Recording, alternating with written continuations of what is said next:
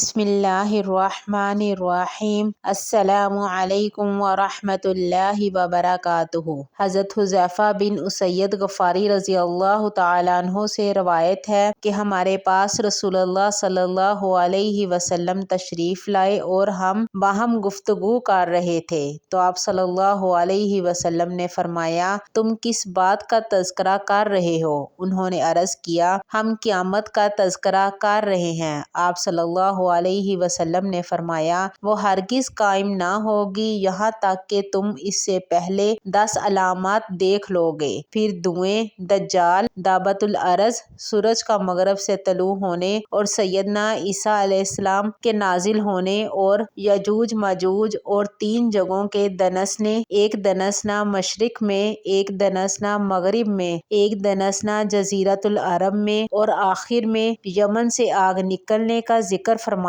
جو لوگوں کو جمع ہونے کی جگہ کی طرف لے جائے گی۔ اگر آپ کو میری ویڈیو اچھی لگی ہو تو لائک کر کے اور صدقہ جاریہ سمجھ کر شیئر کر دیں۔ جزاکم اللہ خیر و احسن الجزاء فی الدارین۔